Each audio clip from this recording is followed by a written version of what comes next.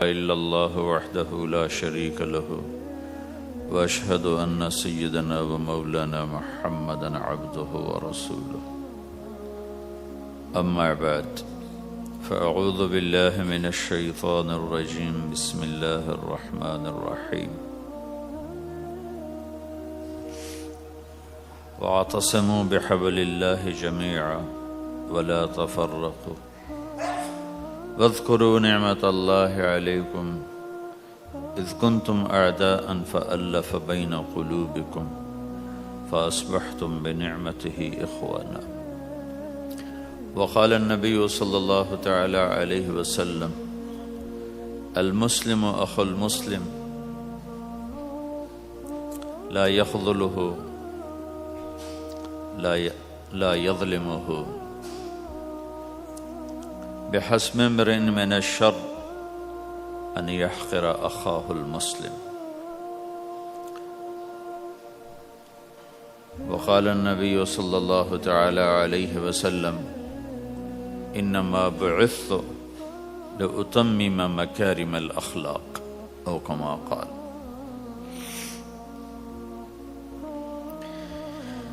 اللہ اکبر. میرے محترم بھائی اور دوستو،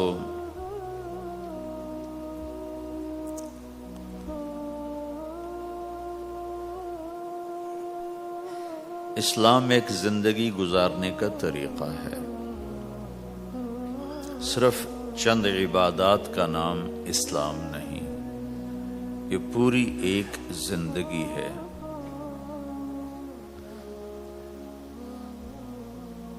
اور اس زندگی کو سکھانے کے لیے، چونکہ انسان پیدائشی طور پہ جاہل پیدا ہوتا ہے، اسے کچھ نہیں آتا، اسے سیکھنا پڑتا ہے. اور جو سیکھتا ہے باہر سے سیکھتا ہے، سیکھا سکھایا نہیں پیدا ہوتا. کسی بچے کو آپ جنگل میں چھوڑ دو اور کوئی اس سے ملے نہیں تو وہ گونگا ہوگا، کچھ نہیں بول سکے گا. لیکن آپ چڑیا کے بچے کو تنہا چھوڑ دو، کوئی چڑیا اس سے ملاقات نہ کرے تو وہ اپنی زبان ہی بولے گا، اپنی زبان میں بولے گا. کوے کو تنہا چھوڑ دو، کوئی کوا اسے ملنے نہ دو تو کوے کی زبان ہی بولے گا. لیکن انسان کو گجراتی کا بچہ پنجابیوں میں چھوڑ دو تو گجراتی بھول جائے گا، پنجابی بولے گا. پنجابیوں کا بچہ گجراتیوں میں چھوڑ دو تو وہ پنجابی نہیں بولے گا، وہ گجراتی بولے گا. اور کوئی بھی نہ اس سے ملے، اسے تنہا چھوڑ دو تو وہ کچھ بھی نہیں بول سکے گا، گونگا ہوگا. تو انسان جو کچھ سیکھتا ہے باہر سے سیکھتا ہے. اور چونکہ امتحان کی جگہ ہے تو باہر دونوں چیزیں موجود ہیں، غلط بھی صحیح بھی. دونوں جنس بازار میں موجود. انسان کے علاوہ جتنی مخلوق ہے ان میں غلط کرنے کا کوئی سسٹم ہی نہیں ہے، وہ غلط کر ہی نہیں سکتے. جو کرتے ہیں ٹھیک کرتے. انسان کے اندر دونوں سسٹم ہیں، فَأَلْهَمَهَا فُجُورَهَا وَتَقْوَاهَا. یہ دونوں نظام لے کے چلتا ہے. اسلام کو سیکھنا پڑتا ہے. اور اسلام کے لیے جو سب سے بڑا سرمایہ ہے، جیسے آپ بازار میں جاتے ہو، دکان کھولتے ہو، پھیری لگاتے ہو، تو اس کے لیے پیسہ چاہیے، ڈالر چاہیے. ڈالر کے بغیر آپ کاروبار نہیں کر سکتے. اسلام کے لیے ایمان چاہیے، ایمان کے بغیر اسلام پہ چلا نہیں جاتا. جانتا ہوگا چل نہیں سکے گا. ایمان وہ طاقت ہے، وہ سرمایہ ہے، وہ کیپٹل ہے جس سے کوئی مرد عورت وہ دین پہ چل سکتا ہے. یہ زیادہ ہوگا تو زیادہ چلے گا، تھوڑا ہوگا تو تھوڑا چلے گا، نہیں ہوگا تو صفر ہوگا، زیرو ہوگا. تبلیغ کا جو یہ کام اللہ تعالیٰ نے ہمیں دیا ہے، یہ ایمان کو سیکھنے کی اور اس کو آگے پہنچانے اور پھیلانے کی محنت ہے۔ ایمان سیکھنے کے لیے فمن شاء اتخذ الی ربہ سبیلا، کوئی ایک طریقہ نہیں ہے، کئی طریقے ہیں۔ اللہ نے سبیل کے اوپر الف لام نہیں لگایا، الف لام ہٹا کر یہ بتایا ہے کہ اللہ تک پہنچنے کے راستے کئی ہیں، محنت کے، اور راستہ تو ایک ہے اسلام، اس پر آنے کی جو محنت ہے اس کے راستے مختلف ہیں۔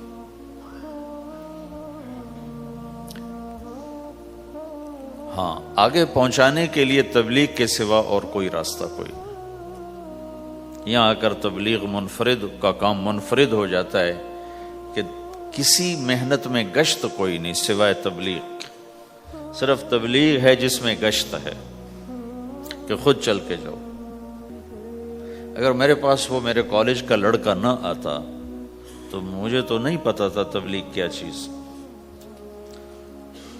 نہ دین کا پتا تھا نہ دنیا کا پتا تھا، تو کوئی چل کے آیا اور اس نے ہاتھ پکڑا۔ اور دعوت ہے ہی بے طلبوں کے لیے، مدرسہ تو طلب والوں کے لیے، وہاں تو تعلیم ہوتی، تبلیغ نہیں ہوتی۔ خانقاہ تو طلب والوں کے لیے ہے اور دعوت بے طلب لوگوں کے لیے، جو سننا نہیں چاہتے، جو قریب نہیں آنا چاہتے، اور ایسا طبقہ کروڑوں اربوں کی تعداد میں موجود، انہیں دین پر لانے کے لیے یا دین کی بات ان کے کان میں ڈالنے کے لیے سوائے گشت کے اور کوئی عمل کوئی نہیں۔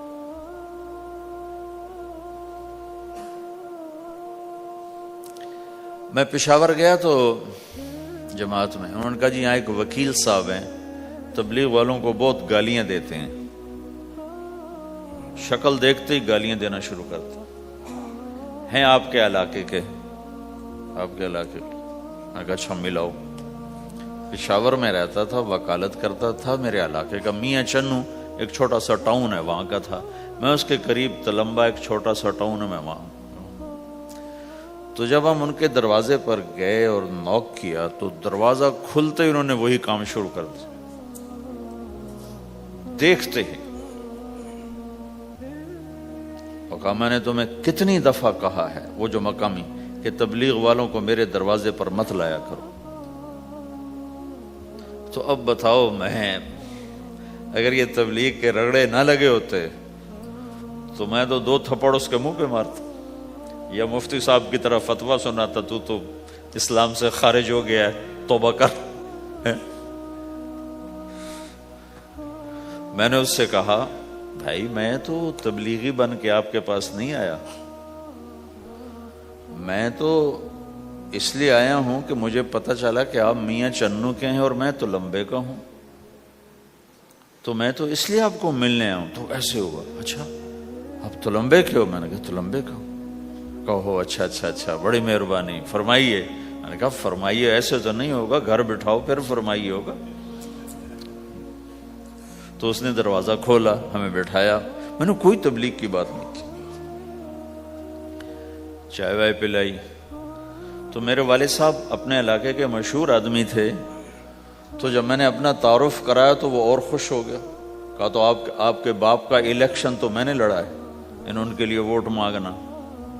تو ایسا خوش ہو گیا اور کھل گیا، اور چائے پلائی، بات چیت ہوتی رہی۔ تو اٹھتے ہوئے میں نے کہا فلاں مسجد میں ہماری جماعت آئی ہوئی، میں نے کہا چلو آپ کو بتا دوں۔ مغرب کے بیان میں وہ آیا ہوا تھا۔ پھر جتنے دن میں وہاں رہا وہ آتا رہا، میں واپس چلا گیا۔ اس میں کئی سال گزر گئے۔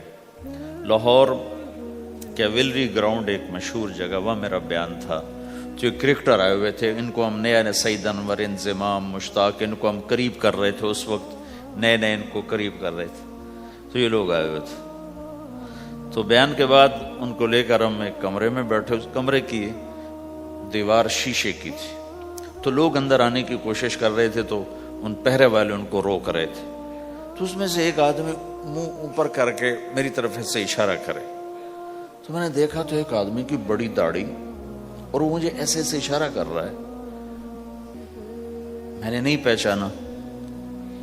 تھوڑی دیر کے بعد میں نے غور سے دیکھا تو وہ وہی وکیل صاحب پشاور والے. تو میں نے وہ ان کو اندر بلاؤ اندر بلاؤ. وہ اندر آئے تو میں اٹھ کے ملا. کہنے لگے یہ دیکھو یہ تمہارا ایک گشت. میرا وقت بھی لگ چکا ہے. بدنوں کا چلہ لگا ہے یا 3 چلے لگے ہیں. تو جو دیکھو نا, آپ میں سے کئی لوگ پھیری لگاتے ہیں, جس کو گجرا پھیری لگاتا ہوں. پھیری میں پہلے سمجھا ہی نہیں. پھیری تو کہتے ہیں چھوٹے جہاز کو جو سمندر میں چلتا ہے. میں سمجھا یہ پھیری لگاتے ہیں پھیری, اور وہ تو گجراتی میں پھیری کہتے ہیں پھیری کو. تو پہلے تو میں چکر کھاتا رہا کہ یہ کیا ہے پھیری. پھیری تو چھوٹے جہاز کو کہتے ہیں, چھوٹا بحری جہاز. تو پھر بعد میں کسی نے کہا کہ یہ چل پھر کے سودا بھیجا. اچھا پھیری کو پھیری کہہ رہے ہیں. تم خدا کو خدا کر دیتے ہو. خدا کا شکر. ایک تو خدا لفظ ہی میں نے پہلے کہا تھا بولنے کا نہیں ہے, ایک اس کو خدا کو خدا کر دیتے ہو. خدا کی قسم. تو تم پھیری لگاتے لگاتے گاہک بنا لیتے ہو. نہیں بناتے ہو؟ پھیری لگاتے لگاتے تم اپنے گاہک بنا لیتے ہو. یہی تبلیغ کا کام کہ پھیری لگاؤ, لوگوں کے در کھٹکھٹاؤ. کوئی لے گا کوئی نہیں لے گا. جو آپ لوگ پھیری لگاتے ہو تو سارے آپ سے سودا لیتے ہیں؟ نہیں لیتے. کوئی لیتا ہے کوئی نہیں لیتا. لیکن آپ جاتے رہتے ہو جاتے رہتے ہو جاتے رہتے ہو جاتے رہتے ہو. آہستہ آہستہ آپ اپنا اتنا کام کر لیتے ہو کہ آپ کی روٹی چل جاتی. تو سارے نبیوں نے پھیرا لگایا. کوئی نبی گھر نہیں بیٹھا کہ میرے پاس کوئی آئے گا تو اسے سکھاؤں گا. ہر نبی نے پھیرا لگایا. اور داؤد علیہ السلام نے ایک دفعہ یہ کیا, ایک بڑا عبادت خانہ بنایا اور اس کی دیواریں اونچی کر دی, اتنی اونچی کہ اندر کوئی جا نہ سکے. اور یہ طے کیا کہ ہفتے میں ایک دن میں کسی سے نہیں ملوں گا, صرف اللہ اللہ کروں گا. ہفتے میں ایک دن. تو وہ پہلا دن تھا, اندر سے تالا لگا دیا اور خود اندر بیٹھ گئے. اور پہلا دن ہے کہ میں آج کسی سے نہیں ملوں گا. تو میرے رب کو یہ بات پسند نہیں آئی کہ نبی کا کام کٹ کے بیٹھنا نہیں ہے, لوگوں میں جانا ہے. تو اللہ تعالیٰ نے انسانی شکل میں 2 فرشتے اندر اتار دیے. اذ تصوروا المحراب ففزع منهم قال لا تخف خصمان بغى بعضنا على بعض فاحكم بيننا. کہا جی حضرت ہمارا جھگڑا ہو گیا ہے, ہم آپ سے فیصلہ کروانے آئے. تو داؤد علیہ السلام ڈر گئے کہ دروازہ بند ہے, یہ آئے کہاں سے. دیوار اتنی اونچی ہے کہ اس کے اوپر سے چھلانگ لگا کے بھی اندر نہیں آ سکتے. تو یہ کون ہے, آئے کہاں سے. دروازے کو دیکھیں تالا لگا ہوا ہے, دیوار کو دیکھیں اتنی اونچی ہے, تو کون چھلانگ لگا کے اندر آئے گا. تو ڈر گئے. تو کہنے لگے جی آپ ڈرے نہیں, ہمارا جھگڑا ہو گیا. کہ کیا جھگڑا ہے, کیا جھگڑا ہے. کہ هذا اخی له 99 نعجة ولي نعجة واحدة فقال اكفلنيها وعزني في الخطاب. یہ میرا بھائی ہے, اس کے پاس 99 بکریاں ہیں, بھیڑیں, 99 بھیڑ ہے, اور میرے پاس ایک ہے. یہ مجھے کہتا ہے ایک بھی مجھے دے دے, میری 100 پوری ہو جائے. تو آپ بتاؤ یہ غلط کر رہا ہے کہ ٹھیک کر رہا ہے. اب یہ فیصلہ تو آپ چھوٹے سے بچے سے بھی کروا سکتے ہو. نہیں, یہ تو لطیفہ سا بن گیا. داؤد علیہ السلام کے لیے لطیفہ بن گیا کہ ایک آدمی کہتا ہے جی میرے پاس 99 ہے, تیرے پاس ایک ہے, تو ایک مجھے دے دے, میری 100 ہو جائیں. تو داؤد علیہ السلام سوچ میں پڑ گئے یہ چکر کیا ہے. تو ایک دم ان کو خیال آیا کہ جیسے میرے رب نے مجھے پیغام بھیجا ہے کہ داؤد تجھے بندوں کو دعوت دینے کے لیے بھیجا ہے, مصلی پر بیٹھنے کے لیے نہیں بھیجا. ہاں مصلی پر بیٹھنا ہے, اس کے لیے رات ہے. قم اللیل الا قلیلا نصفہ او انقص منہ قلیلا او زد علیہ ورتل القرآن ترتیلا. چل ومن اللیل فتہجد بہ نافلۃ لک عسى ان يبعثك ربك مقاما محمودا، رات ہے آ جاؤ، ان ناشئۃ اللیل ہی اشد وطئا واقوم قیلا، آجا آجا، رات بڑی مزے کی چیز ہے، تو اور میں تنہا، فاذا فرغت فانصب والى ربك فارغب، آ جاؤ۔ تتجافى جنوبهم عن المضاجع يدعون ربهم خوفا وطمعا ومما رزقناهم ينفقون، رات تیری میری، دن میرے بندوں کے لیے۔ نہیں بیٹھ سکتا، تسبیح پکڑ کے نہیں بیٹھ سکتے ہو۔ تو اس پر داؤد علیہ السلام سجدے میں گرے، آیت سجدہ ہے اس لیے میں نہیں پڑھتا ہوں، سجدے میں گرے اور کہا یا اللہ معافی کر، یا اللہ معاف کر دے، یا اللہ معاف کر دے، میں نے دروازے بند کر لیے، حالانکہ یہ میرے منصب کے خلاف تھا، اس پر اللہ سے معافی مانگی۔ تو چل کے جانا نبیوں کی صفت ہے، یہی ہماری صفت۔ اس امت کو یہ کام دیا گیا کہ یہ اوروں کے پاس جا کے اپنا سودا پیش کر، اپنوں کو بھی سنبھالے اور غیروں تک بھی پہنچے۔ نہیں سنتے پھر جاؤ، نہیں سنتے پھر جاؤ، کیونکہ دلوں کا پھیرنا اللہ کے ہاتھ میں ہے، تیرے ذمہ آواز لگانا ہے۔ اللہ تعالیٰ نے تقسیم کر دی، قم اللیل الا قلیلا، رات اللہ کے پاس آ جا، دن میں کیا کر، ان لک فی النہار سبحا طویلا، تیرا دن میں کام بہت زیادہ ہے، سبحا طویلا۔ دعوت کے کام کو تیرنے سے تشبیہ دی ہے، سبح تیرنے کو کہتے ہیں۔ اللہ کے نبی کا ایک گھوڑا تھا جس کا نام تھا سبحہ، میں نے بتایا تھا پہلے دن، وہ اتنا تیز چلتا تھا جیسے تیر رہی ہو، اس لیے اللہ کے نبی نے خود اس کا نام سبحہ رکھا تھا، تیرنے والا۔ تو تبلیغ کے کام کو تیرنے سے تشبیہ دی کہ آپ نے لمبا تیرنا ہے، اور مکے میں تو پانی کوئی نہیں، تو کہاں تیرنا ہے جی؟ سارے مکے میں پانی کا قطرہ کوئی نہیں زمزم کے کنویں کے سوا، تو تیرنا کہاں ہے؟ یہ اس دعوت کے کام کی بڑی خوبصورت تصویر ہے، سبحا طویلا۔ حالانکہ اللہ فرماتا ہے ان لک فی النہار شغلا طویلا عملا عظیما جہدا طویلا، لیکن سبحا طویلا۔ جو آدمی چل رہا ہوتا ہے اگر وہ بیٹھ جائے تو کوئی نقصان تو کوئی نہیں، گاڑی چلا رہا ہے کہیں گاڑی روک لے تو کوئی نقصان تو کوئی نہیں، تھوڑی دیر سے پہنچ جائے گا۔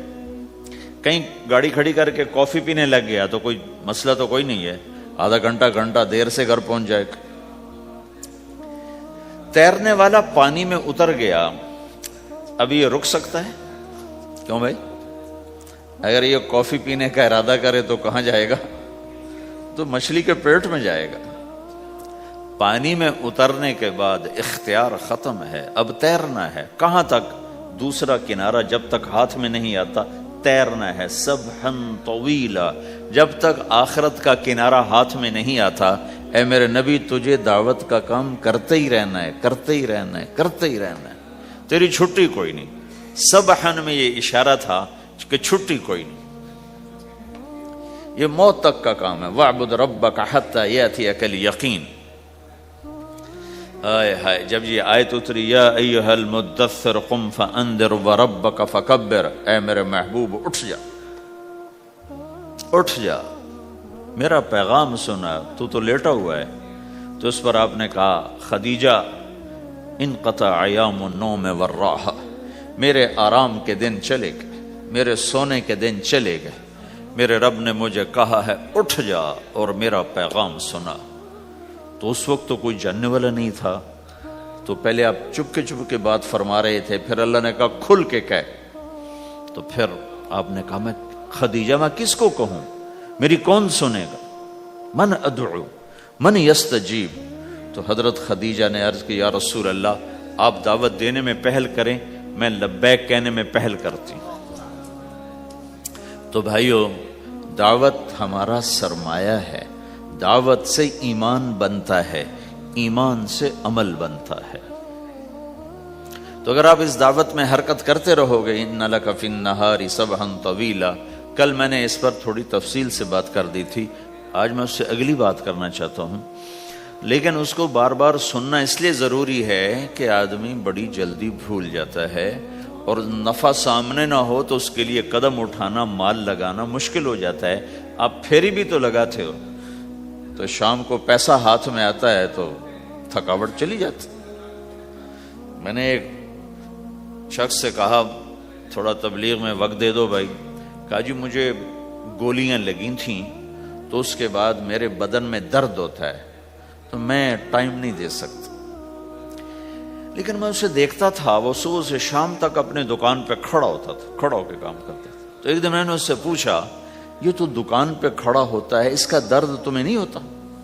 تبلیغ میں تو اتنی مشقت نہیں ہے۔ وہ کہنے لگا جی روز درد بہت ہوتا ہے، لیکن میں جب شام کو پیسے گنتا ہوں تو سارا درد چلا جاتا ہے، سارا درد چلا جاتا ہے۔ تو اب آپ تبلیغ میں 3 دن کے لیے گئے تو کچھ لگا کے آتے ہو، ہاتھ میں تو کچھ بھی نہیں ہوتا، اور چلے کے لیے جاؤ تو کچھ لگتا ہے، ہاتھ میں تو کچھ بھی نہیں آتا۔ 4 مہینے کے لیے جاؤ تو کچھ لگتا ہے، ہاتھ میں تو کچھ بھی نہیں آتا۔ تو وہ جذبہ پیدا نہیں ہوتا لگانے کا، تھکنے کا، تھکانے کا، جیسے دنیا میں پیدا ہوتا ہے کہ اس کی واپسی نظر آ رہی ہوتی۔ تو اس لیے بار بار ضرورت ہے اس کو سننے اور سنانے کی کہ اللہ نے اس امت کو یہ منصب دیا ہے، کنتم خیر امت اخرجت للناس، تم سب سے بہترین امت ہو، تمہیں نکالا گیا ہے۔ کیا کرتے ہو؟ تأمرون بالمعروف وتنہون عن المنکر وتؤمنون باللہ، بھلائی کی بات کرتے ہو، برائی سے روکتے ہو، صلہ مجھ سے لیتے ہو۔ تؤمنون باللہ، صلہ مجھ سے لیتے ہو، اللہ پہ ایمان لاتے ہو۔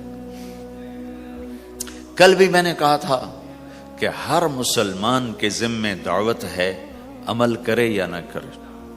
آج پھر اس کو دوہرا رہا ہوں کہ عمل کرے یا نہ کرے، اوروں کو دعوت دینا ہر مسلمان کے ذمہ ہے۔ اللہ تعالیٰ نے بنو اسرائیل کے بارے میں کہا میری تم پہ لعنت ہے، لعن الذین کفروا من بنی اسرائیل علی لسان داود و عیسیٰ ابن مریم، اے داود، اے عیسیٰ، ان پر لعنت بھیجو۔ کتنا سخت اللہ کا فرمان ہے۔ اچھا کیوں، کس لیے؟ اللہ نے دو جرم بتائے، ذَلِكَ بِمَا عَصَوْا وَكَانُوا يَعْتَدُونَ، یہ بہت نافرمان ہو چکے ہیں، بہت نافرمان ہو چکے ہیں۔ ایک اس کی وجہ سے ان پر اللہ کی لعنت۔ دوسرا کیا ہے؟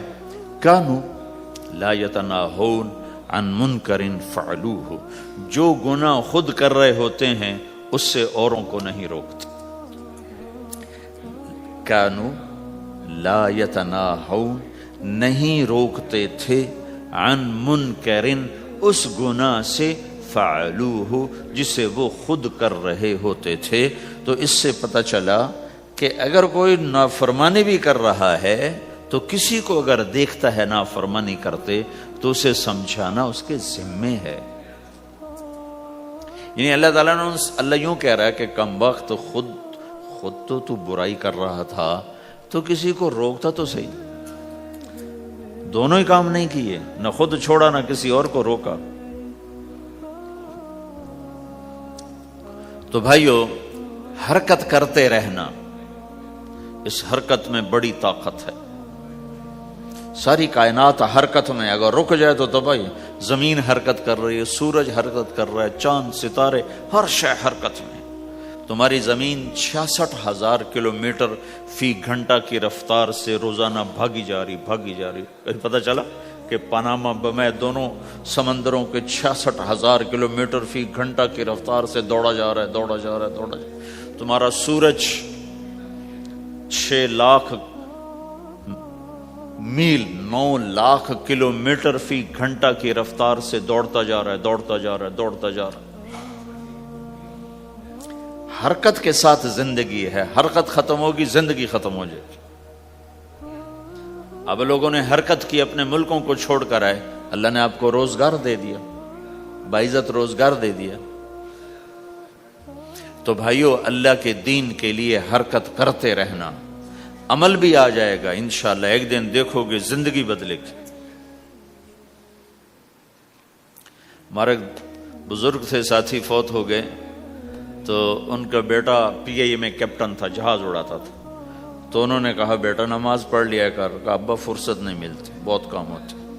کہا اچھا چلو نماز کے وقت ایک آدمی کو دعوت دے دیا کر، 5 نمازیں ہیں، 5 دفعہ دعوت دے دیا کر. وہ کہنے لگا میں دعوت دوں؟ خود تو میں پڑھتا نہیں، دوسرے کو کیسے دعوت دوں؟ کہا بیٹا ایک تو میری مان لے، نماز کا انکار کیا ہے تو یہ تو مان لے کہ چلو کسی کو کہہ دیا کر کہ بھائی نماز پڑھا کرو. کہا چلو یہ تو آسان ہے، میں کہہ دوں گا. تو اس نے اپنے ابا کی بات مان لی، ہر نماز پہ 1-2 کو کہہ دیتا بھائی نماز پڑھا کرو. اس کے والد فوج میں جرنیل تھے، یہ کیپٹن تھا، دونوں کی ملاقات نہیں ہوئی. 6 مہینے بعد باپ بیٹا کی ملاقات ہوئی تو دیکھا تو کپتان صاحب کی داڑھی بھی اور ماتھے پہ محراب بھی. انہوں نے کہا بیٹا یہ کیا ہوا؟ کہا آپ نے مجھے پھنسا دیا. وہ جب میں لوگوں کو کہتا رہا تو میرے اپنے اوپر اثر ہونا شروع ہو گیا کہ میں اپنے آپ کو ملامت کرنے لگا کہ اوروں کو تو کہہ رہا ہے، خود تو پڑھتا نہیں. کہا اس نے مجھے کھڑا کیا اور میں نماز پہ آیا. پھر ایک دن شیو کرنے لگا، شیشے میں کھڑا دیکھ رہا تھا تو میں نے کہا جب اللہ کو سجدہ کر رہا ہوں تو چہرے پہ نبی کی سنت بھی ہونی چاہیے. تو میں نے سیفٹی بھی پھینک دی، میں داڑھی بھی رکھ لی. تو تبلیغ کا کام کرتے رہنا، ہم فرشتے نہیں بن سکتے. ایک دفعہ ایک آدمی نے میرے اوپر بڑی چڑھائی کی، تم تبلیغ والے منافق ہو، کہتے کچھ ہو کرتے کچھ ہو، تمہارے قول اور فعل میں بہت فرق ہے بہت. جب ان کا غصہ اتر گیا تو میں نے ان سے کہا بھائی 100 نمبر تو اللہ نے بھی نہیں مانگے، آپ کیوں مانگتے ہو؟ اللہ نے کہا ہے فمن ثقلت موازینہ، جس کی نیکیاں بڑھ جائیں گی گناہ تھوڑے ہوں گے تو پاس کر دوں گی. تو 100 نمبر تو اللہ نے بھی نہیں کہا کہ ایک گناہ تیرے کھاتے میں نہیں ہونا چاہیے. 100/100 نمبر لے گا تو جنت دوں گا، نہیں تو ریپٹ مار کے جہنم میں ڈالوں گا. تو 100 نمبر تو اللہ بھی نہیں مانگتا، اسے پتا ہے میرا بندہ کمزور ہے، کبھی گناہ کرے گا کبھی نیکی کرے گا. تو وہ کہتا ہے جس کے پاس 51 نیکیاں ہوئیں اور 50 گناہ ہوئے تولوں گا تو 51 جھک جائیں گے نا، 50 معاف. مثال دے رہا ہوں میں. ہمارے علاقے میں ایک زمیندار تھے، وہ ذکر بھی بہت کرتے تھے، گالیاں بھی بہت دیتے. ادھر سبحان اللہ تیرے فلانے، الحمدللہ کے ساتھ ایک پھکڑ تولتے تھے. ساری زندگی وہ ایسا ہی کرتے رہے. جب وہ فوت ہو گئے تو کسی نے ان کو دیکھا تو انہوں نے پوچھا کہ میاں صاحب آپ کے ساتھ کیا ہوا؟ آپ تو گالیاں بہت دیتے تھے. خود انہوں نے یہ پوچھ رہے آپ تو گالیاں بہت دیتے تھے تو آپ کے ساتھ کیا ہوا؟ کہ اللہ تعالیٰ نے میرے ذکر اور میری گالیوں کو تولا تو میرا ذکر بڑھ گیا تو میری بخشش ہو گئی. اللہ نے بھی کاؤنٹنگ رکھی ہے، پرفیکشن مانگی ہی نہیں. اگر اللہ پرفیکشن مانگتا تو پھر آپ کہتے تم کرتے کچھ ہو کہتے کچھ ہو. اگر میں کہتا صحیح ہوں تو ایک نیکی تو کر رہا ہوں اور کرتا نہیں ہوں تو ایک گناہ کر رہا ہوں. کیا پتا میرا رب میرے کہنے کے طفیل میرے نہ کرنے کو معاف کر دے. بس ایک صورت میں ہے کام خطرناک کہ اگر میں اس کہنے سننے کو اپنی دنیا بنانے کا ذریعہ بنا لوں پھر خطرناک ہے. تأمرون الناس بالبر وتنسون انفسکم وانتم تتلون الکتاب، وہ یہ آیت ہے. لیکن اگر میرے اندر اخلاص ہے تو پھر میں انسان ہوں، کبھی اچھا کروں گا کبھی برا کروں گا، لیکن میرے ذمہ صدا لگانا ہے. تو بھائیو اس تبلیغ کے کام کو کرتے رہنا. اس سے ایمان بنتا ہے، ایمان سے دین وجود میں آتا ہے. دین کے 2 حصے ہیں، ایک عبادات ہے جس میں نماز سب سے اہم ہے. پھیری پہ ہو گھر پہ ہو نماز نہ چھوڑو. رمضان کے روزے ہیں، اللہ پھر رزق زیادہ دے دے، حج کرو زکوٰۃ دو. لیکن عبادات بڑی محدود ہیں اور اس میں کثرت اللہ نے مطالبہ بھی نہیں کیا، بلکہ اللہ تعالیٰ نے اس میں اعتدال ہی کو پسند فرمایا ہے. اللہ تعالیٰ نے ہمارے نبی لمبی نمازیں پڑھتے تھے تو اللہ تعالیٰ نے روک دیا کہ ما انزلنا علیک القرآن لتشقی، میرے نبی میں نے تمہیں قرآن اس لیے نہیں دیا کہ تو لمبی لمبی نمازیں پڑھ کے تھکتا رہے، درمیان نہ چل، درمیان نہ چل۔ اللہ کے نبی نے تبلیغ میں زیادہ زور دکھایا تو اللہ نے اس پر بھی کہا فَلَا تَذْهَبْ نَفْسُكَ عَلَيْهِمْ حَسَرَاتٍ، اتنا غم نہ کیا کر کے تو خود ہی ہلاک ہو جائے، نہیں، ایسا نہ کر۔ تو عبادات محدود ہیں اور اس میں اعتدال مطلوب ہے۔ سارا دن مصلی پہ بیٹھنا یہ اللہ نہیں دیکھنا چاہتا، اللہ یہ دیکھنا چاہتا ہے کہ تو باہر جا تاکہ میں دیکھوں کہ اب تو کیا کرتا ہے۔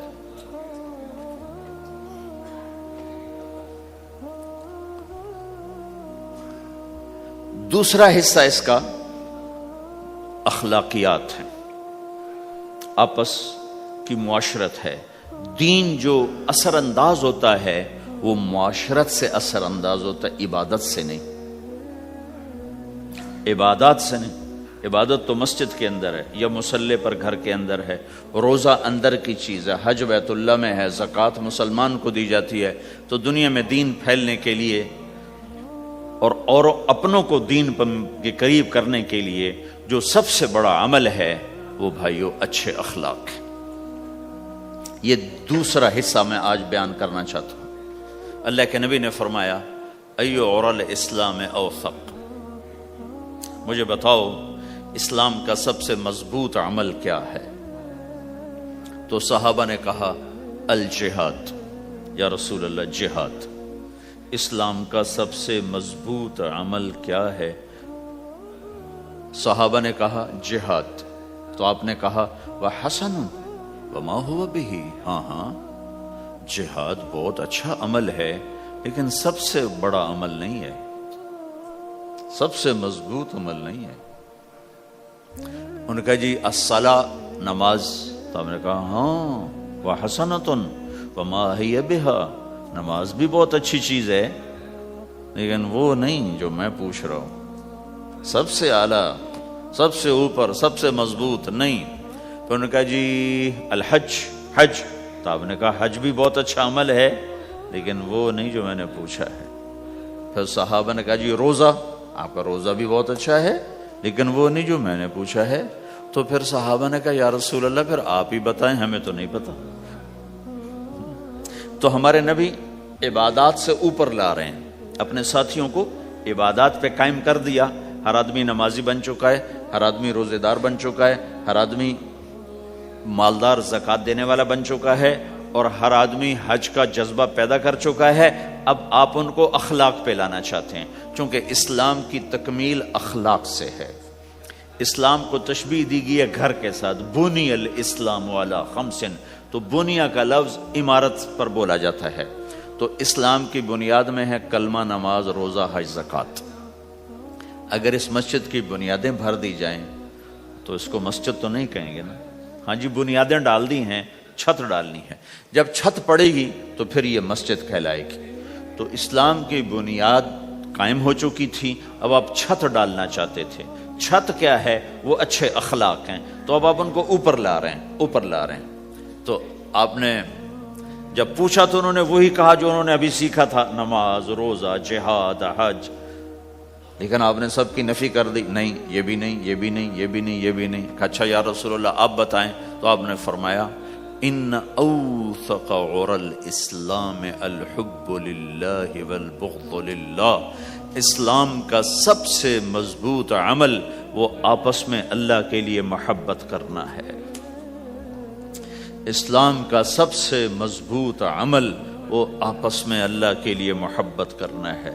اسلام کا سب سے مضبوط عمل وہ محبت ہے، اللہ کے لیے بغض ہے، اللہ کے لیے محبت ہے، یہ اسلام کا سب سے مضبوط عمل ہے۔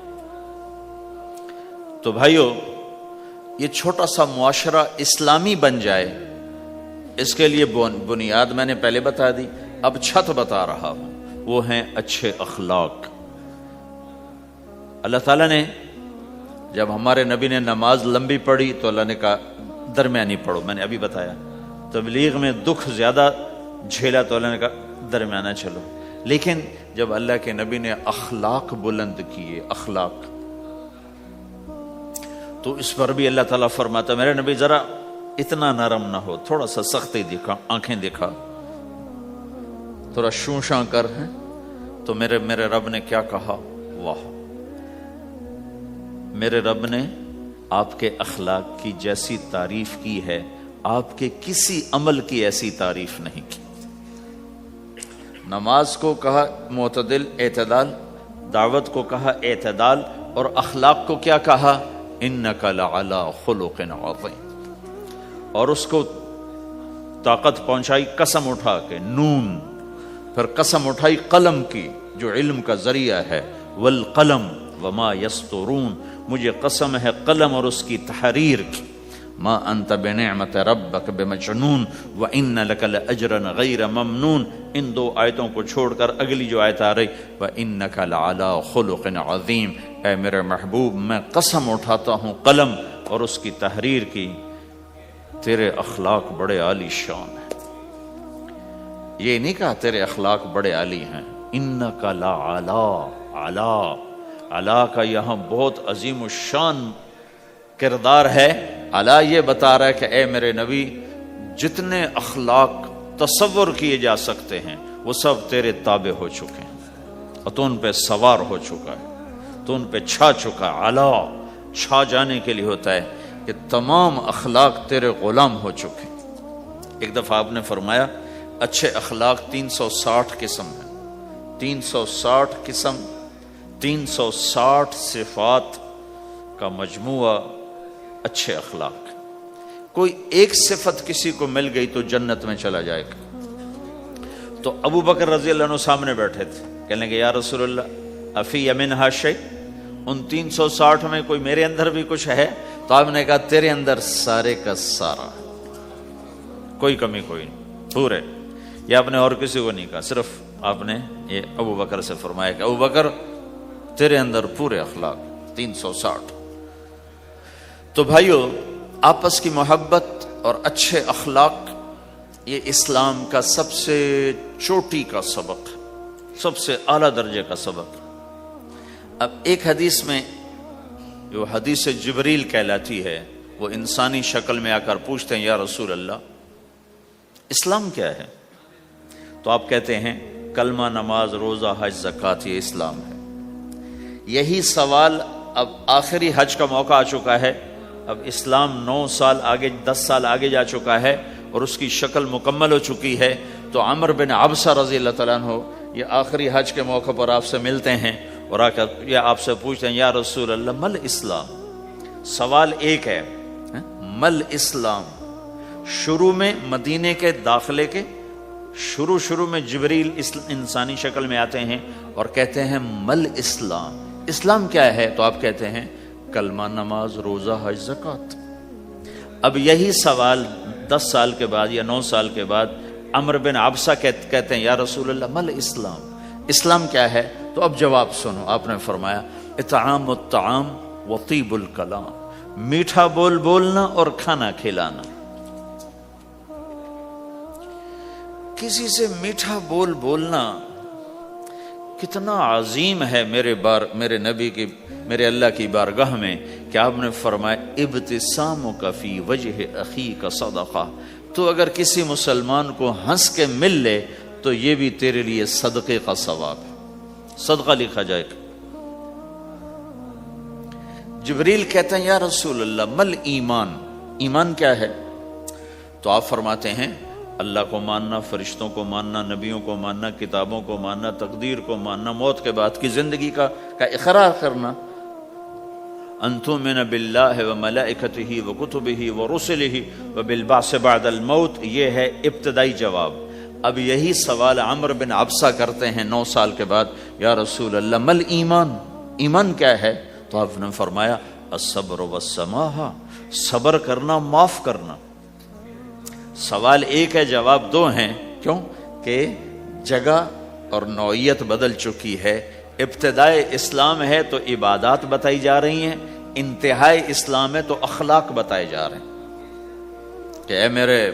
کہ اے عمر، ایمان کیا ہے؟ صبر کرنا، معاف کرنا، صبر کرنا، معاف کرنا۔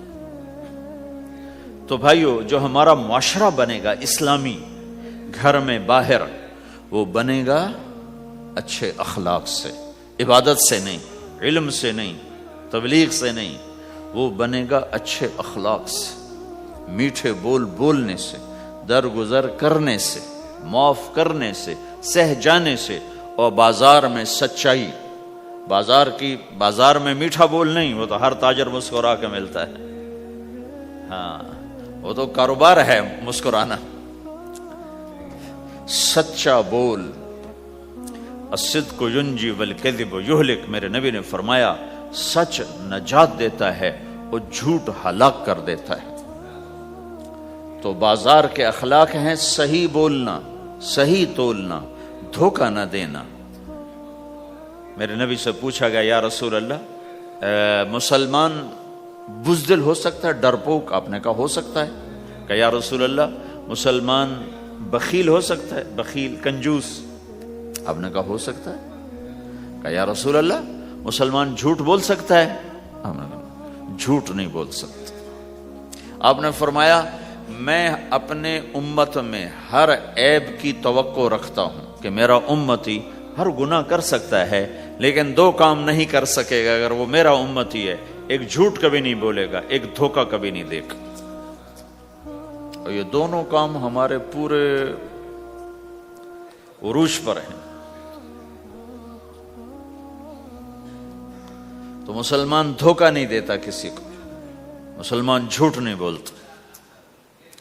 تو اللہ کے نبی نے یہ نہیں فرمایا جو نماز نہیں پڑھتا وہ وہ مجھ سے نہیں ہے، میری امت میں سے نہیں. جو روزہ نہیں رکھتا میری امت میں سے نہیں ہے. زکوٰۃ نہیں دیتا میری امت میں سے، یہ نہیں کہا. آپ نے کہا من غش فلیس منا، جس نے کسی کو دھوکہ دیا وہ میری امت میں سے نہیں، میری امت سے خارج. تو آپ کی تجارت پاناما میں ایسی تجارتوں کو وہ اسلام کا بولتا ثبوت بن جائے. آپ کی جاب ہے تو ایسی ہو کہ اسلام کی پورا انڈونیشیا جو مسلمان ہوا ہے مسلمان تاجروں کی تجارت سے مسلمان ہو. ملائیشیا، انڈونیشیا، فلپائن، ان علاقوں میں جتنا اسلام پھیلا ہے یہ تاجروں کی محنت سے پھیلا ہے. کہاں کے تاجر؟ یمن کے عرب تاجر. ان کے عالی اخلاق، ان کا سچا بول، ان کا صحیح ترازو، اس نے لوگوں کے قلوب کو پھیر دیا کہ یہ پیسے کے غلام نہیں ہیں. تو ہماری تجارت اس لیے نہیں کہ ہم پیسہ بنائیں، ہماری تجارت اس لیے کہ ہم تجارت میں اللہ کے احکام زندہ کریں، جس میں سب سے بڑا حکم سچ بولنا ہے اور دھوکے سے بچنا ہے، اور غلط کاروبار سے، غلط کام سے بچنا ہے. صرف ہم پیسہ نہیں کماتے، ہم اللہ کا امر دیکھتے ہیں کہ اگر میرے اللہ کے حکم کے مطابق ہے تو ٹھیک، اگر اس کے مطابق ہم چھوڑ دیں. تو بھائیو اپنی پہچان کرواؤ سچائی کے ساتھ، دیانت کے ساتھ، دھوکے سے بچتے ہوئے. ایک تاجر مجھے بڑے فخر سے بتا رہا، فیصل آباد کی بات، کہ جی میں صبح صبح قرآن پڑھ رہا تھا دکان پہ بیٹھا ہوا، کپڑے کا تاجر. تو ایک گاہک آ گیا، کہا جی آپ قرآن پڑھ رہے ہو، بھلے آدمی لگتے ہو، تو میں نے بیٹی کے جہیز کے لیے کپڑا خریدنا ہے. تو میں نے کہا آپ سے خرید لیتا ہوں. تو وہ پھر ہنس کے کہنا جی میں نے 16 روپے میٹر والا کپڑا 48 روپے میٹر میں بیچ دیا. میں نے کہا واہ بھائی واہ، قرآن کی قیمت بڑی تھوڑی لگائی تو.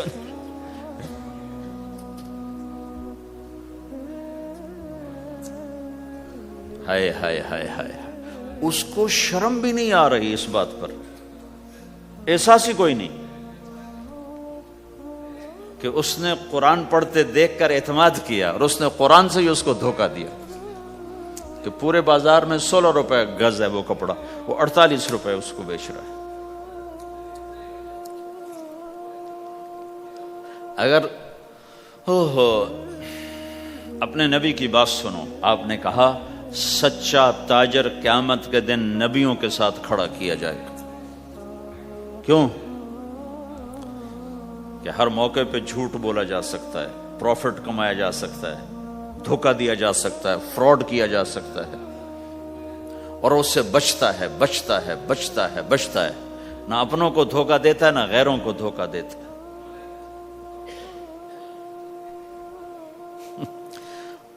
جب انگریز کا دور تھا تو وہ ایک دلی میں ایک جیب کترا تھا، جیب کاٹنے والا، تو وہ یہ سکھایا کرتا تھا لڑکوں کو، پھر ان کو بھیجتا تھا، تو اس کا ایک چیلا شام کو صرف 2 روپے لے کر آیا، 2 روپے لے کر، تو اس نے کہا بے وقوف، آج سارے دن کی کمائی 2 روپے؟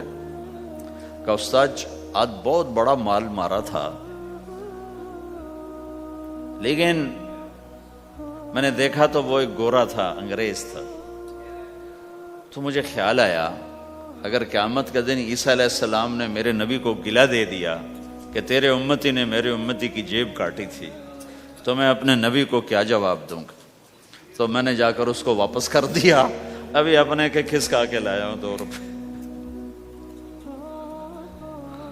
تو پچھلے زمانے کے تو چور بھی ایسے خوددار ہوتے تھے، اب تو نمازی ایسے غیرت کہاں پھینک کے آ گئے ہیں، ماتھے پہ محراب ہوتا ہے اور دھوکے میں سب سے اول ہوتا ہے۔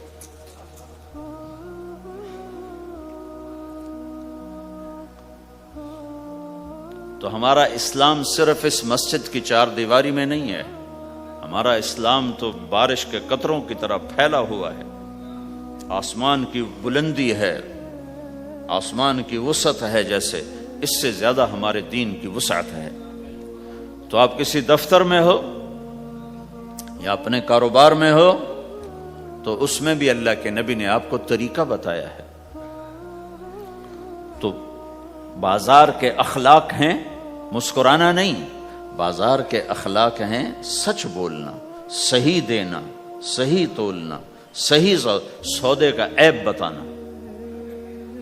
عبد الرحمن بن عوف رضی اللہ تعالیٰ عنہ کے بارے میں، وہ پہلے 10 صحابہ میں آتے ہیں، پہلے 10 صحابہ۔ آپ نے کہا ابو بکر جنتی، عمر جنتی، عثمان جنتی، علی جنتی، طلحہ جنتی، زبیر جنتی، سعد جنتی، عبد الرحمن جنتی، ابو عبیدہ جنتی، سعید بن زید جنتی، اس میں ایک عبد الرحمن۔ جب ان کا انتقال ہوا تو انہوں نے 3 ارب 10 کروڑ 20 لاکھ دینار چھوڑے ترکہ۔ ہمیں تو بڑا بیوقوف بنایا گیا، کاغذ کو کرنسی بنا کے دے دیا۔ کاغذ، کرنسی تو سونا ہوتا ہے جی، کرنسی تو سونے اور چاندی کو کہتے ہیں، کاغذ کے ٹکڑے کو تو کرنسی نہیں کہتے۔ اور اب کرنسی بھی لے کر وہ کارڈ پکڑا دیے، جیب بھی خالی، اب کرنسی بھی کاغذ بھی کوئی نہیں، خالی کارڈ۔ اس کو کیا کہتے ہیں کارڈ کو؟ Credit card, credit card. وہ ساری دنیا کو بیوقوف بنائے ہوئے، یا تو کاغذ پکڑائے ہوئے ہیں یا کارڈ کاغذ بھی اب واپس لے لیا، اب کارڈ پکڑا دیا۔ اور عبد الرحمن بن عوف نے جو پیسے چھوڑے وہ کاغذ نہیں تھے۔ کاغذ کی کیا حیثیت، پاکستان میں روز چھپ رہے ہیں، کاغذ کی کیا حیثیت؟ 3 ارب 10 کروڑ 20 لاکھ دینار سونے کے، اور ایک سکہ دینار اس وقت 4.5 ماشے کا ہوتا تھا۔ اب اس کو ملٹی پلائی کرو اور پورا پاناما خرید لیں اس پیسوں سے۔ اور وہ ٹاپ لسٹ کے 10 ٹاپ 10 صحابہ میں سے ایک۔ وہ فرماتے تھے میری تجارت کا یہ اصول رہا کہ میں نے کبھی ادھار نہیں خریدا، نہ کبھی ادھار بیچا، نہ کبھی ادھار خریدا۔ جو خریدے بھی ادھار اور بیچے بھی ادھار، اسے نیند کہاں آئے گی؟ دینے والے دیتے نہیں، لینے والے سر پہ کھڑے ہوتے۔ انہیں نہ بیوی اچھی لگتی نہ بچے اچھے لگتے، وہ گھر میں بیٹھ کے بھی گھر میں نہیں ہوتے۔ تو آپ نے فرمایا نہ میں نے کبھی ادھار خریدا نہ کبھی ادھار بیچا، نقد خریدا نقد بیچا۔ دوسرا میرا اصول یہ رہا کہ میں نے کبھی سٹاک نہیں کیا، جب مجھے پروفٹ ملا میں نے فوراً بیچ دیا، انتظار نہیں کیا 1 ہفتے بعد بیچوں گا ریٹ بڑھ جائے گا۔ جس دن مجھے پروفٹ ملا، 1 پیسہ بھی ملا تو میں نے فوراً بیچ دیا۔ تیسرا اصول یہ تھا کہ میرے سودے میں کوئی کمی یا عیب ہوتا تو میں اسے چھپاتا نہیں تھا، ظاہر کرتا تھا، اس میں یہ کمی ہے بھائی، لینا تو لے لو، نہیں لینا تو چھوڑ دو۔ تو ہماری تو تجارت بھی جنت کا راستہ ہے۔ مدینے کے لوگ ذمہ دارا کرتے تھے، مکہ کے لوگ تجارت کرتے تھے، ان کی زراعت اور تجارت دین کے پھیلنے کا ذریعہ بن گئے۔ عبد الرحمن بن عوف رضی اللہ عنہ کا مال اللہ کے دین کے کام آیا، عثمان رضی اللہ عنہ کا مال اللہ کے دین کے کام آیا۔ جنگ تبوک میں 10,000 آدمیوں کا سامان حضرت عثمان اکیلے نے دیا۔ 30,000 کا لشکر تھا تو 1/3 10,000 کا سارا سامان عثمان رضی اللہ عنہ نے اپنے گھر سے دیا، اور وہ پیسے دینار لا کے پیش کیے نا، تو اللہ کے نبی وہ دینار لے کر یوں کر رہے تھے، ایسے ایسے، وہ کر رہے تھے ما علی عثمان اللہ یعمل بعد عثمان، آج کے بعد تو کچھ نہ کر، جنت واجب ہو گئی تیرے پہ۔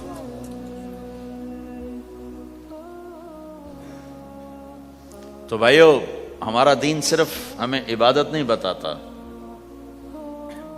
بازار کی زندگی بتاتا ہے کہ مسلمان بازار میں کیسے ہوتا ہے۔ کسی کے ہاں ملازم ہے تو اس کی نوکری کیسی ہوتی ہے، اس کی دیانت کیسی ہوتی ہے، اس کا بول کیسا ہوتا ہے۔ وہ پیسے پہ قربان نہیں ہوتا، وہ پیسے کو ایمان پہ قربان کرتا ہے۔ تو آپ کی تجارت بھی دین کے پھیلنے کا ذریعہ بنے گی۔ آہا، صرف نماز سے گناہ معاف نہیں ہوتے۔ مسلم شریف کی روایت ہے، من امسا کالن بعمل یدہ امسا مغفورا لہ، جو صبح سے شام تک روزی کماتے کماتے حلال حلال حلال حلال، جھوٹ والی نہیں، کھوٹ والی نہیں، خیانت والی نہیں، حرام چیز نہیں، حرام چیز کا بیچنا بھی حرام ہے، خریدنا بھی حرام ہے، اس کا پروفٹ بھی حرام ہے۔ جس گھر میں حرام پیسہ جائے گا وہاں سکھ کبھی نہیں آئے گا، چیزیں آ جائیں گی، چین نکل جائے گا۔ 1960 کی دہائی میں ایک پاکستان کا افسر تھا، اس نے 1960 میں لوگوں کے پاس 100 روپے مشکل سے ہوتے تھے، اس نے اس زمانے میں کروڑوں روپے جمع کیے رشوت سے، بہت بڑی پوسٹ پر تھے۔ جب وہ مر گیا، ایک دن اس کا بیٹا کہہ رہا تھا، کاش ہمارا باپ ہمارے لیے حرام اکٹھا نہ کرتا تو کوئی خوشی کا دن ہم بھی دیکھ لیتے۔ جن کے لیے جمع کیا تھا کہ میرے بچے اب مزے سے، میں نے خود اپنے کانوں سے اس کو یہ کہتے ہوئے سنا کئی دفعہ، میں آج مر جاؤں میری بچی کو کسی کی پرواہ نہیں کہ میں نے اتنا پیسہ بنا دیا ہے۔ تو اسی کا بچہ یہ کہہ رہا تھا، کاش ہمارا باپ ہمارے لیے حرام اکٹھا نہ کرتا تو ہم بھی کوئی خوشی کا دن دیکھ لیتے۔ تو اللہ کے نبی نے فرمایا، من امسا کالن بعمل یدہ امسا مغفور لہ، جو صبح سے شام تک حلال کمانے میں تھکتا ہے اور تھک کے واپس آتا ہے تو اس کے اس دن کے سارے گناہ اللہ معاف فرما دیتا۔ تو ہمارا بازار بھی دین ہے بھائی، پھر ہمارا گھر بھی دین ہے، گھر کی زندگی دین ہے۔ میرے نبی نے گھر کی زندگی سمجھائی۔ آپ اپنے گھر میں جھاڑو دے رہے ہیں، قاب قوسین کا ٹائٹل لے کر، مقام محمود کا ٹائٹل لے کر، ختم نبوت کا تاج سر پہ سجا کر، نبیوں کی سرداری کا صحرا باندھ کر آپ گھر میں جھاڑو دے رہے ہیں، اپنے کپڑے خود دھو رہے ہیں۔ 9 بیویاں ہیں، 9 اپنے کپڑے خود دھو رہے ہیں۔ کوئی پھٹ گیا ہے خود سی رہے ہیں، جوتا پھٹ گیا خود ٹھیک کر رہے ہیں۔ حضرت عائشہ رضی اللہ عنہا کو آٹا گوندنا نہیں آتا تھا، چھوٹی عمر تھی نا، تو ان کو آٹا گوند کے دیتے تھے۔ جب تک ان کو آٹا گوندنا نہیں آیا ان کو آٹا گوند کے دیتے تھے۔ ہمیں تو گھر کی زندگی بھی سمجھائی گئی ہے، اور ہمیں بتایا گیا کہ تو اگر اپنی بیوی کے منہ میں لقمہ ڈالتا ہے تو یہ بھی تیرے لیے صدقہ ہے۔ سب سے بہترین صدقہ وہ ہے جو تم اپنے بچوں پر خرچ کرو۔ پھر دنیا دکھوں کا گھر ہے تو میں قربان جاؤں اپنے نبی پر، آگے آنے والے سارے زمانوں کو دیکھ کر بیان فرما گئے، بتا گئے. اور نے فرمایا مجھے بتاؤ جہاد میں خرچ کرنے سے بھی بہتر خرچ کون سا ہے؟ جہاد میں خرچ کرنا تو سب سے بہتر شمار ہوتا ہے. آپ نے کہا مجھے بتاؤ جہاد میں خرچ کرنے سے بھی بہتر کون سا خرچ ہے؟ تو صحابہ نے کہا جی ہم تو نہیں جانتے، ہم تو اسی کو سب سے بہتر جانتے ہیں. ہم نے کہا نہیں، اولاد کا ماں باپ پہ خرچ کرنا جہاد میں خرچ کرنے سے بھی بہتر ہے. یہ کیوں فرمایا؟ کہ آگے نظر آ رہا تھا کہ اولاد نافرمان نکلے گی. لاکھوں بچوں میں سے کوئی اگر اللہ چاہے تو اس کے یہ کہنے پر وہ پلاٹ مسجد کے نام ہو گیا، واپس نہیں لے سکتا. کہ جی مفتی صاحب ٹھیک ہے. کیوں؟ کہ اگر اللہ چاہے، اگر اللہ چاہے، اور اللہ تو چاہتا ہے کہ تم اس کے نام پر دو، من ذا الذی یقرض اللہ قرضا حسنا. ٹھیک ہو گیا؟ یہ بات سمجھ میں آ گئی. اب ایک آدمی یوں کہتا ہے انشاءاللہ میری بیوی کو 3 طلاق، اگر اللہ چاہے تو میری بیوی کو 3 طلاق. تو علماء فرماتے ہیں یہ طلاق نہیں ہوگی. کیوں نہیں ہوگی؟ اس لیے کہ اس نے کہا ہے اگر اللہ چاہے تو میری بیوی کو 3 طلاق، اور اللہ چاہتا ہی نہیں کوئی اپنی بیوی کو طلاق دے، لہذا یہ طلاق نہیں ہوگی. ہزاروں دفعہ کہہ دے انشاءاللہ ساتھ لگا ہوا ہو، نہیں ہوگی. کیونکہ اللہ چاہتا ہی نہیں تم طلاق دو. اللہ گھر آباد، سینکڑوں آیات ہیں گھر کو آباد کرنے کے لیے. فَإِنْ خِفْتُمْ شِقَاقَ بَيْنِهِمَا، اگر میاں بیوی میں ہوگی کھٹپٹ تو بڑھاؤ نہیں. کیا مصیبت ہے کہ کچھ ادھر سے بڑھانا لگ جاتے ہیں، کچھ ادھر سے بڑھانا شروع کر دیتے ہیں. اللہ اللہ ہے، مجھ پر پہرا دے گا کون لڑائی میں، مجھ پر پہرا دے گا کون لڑائی میں، مجھ پر پہرا دے گا کون لڑائی میں، مجھ پر پہرا دے گا کون لڑائی میں. میں صدیق اکبر آقا بول پڑے، بول پڑے، مٹھی سے ابو جہل کی کنکر بول پڑے. اللہ اللہ ہے، اللہ اللہ ہے، اللہ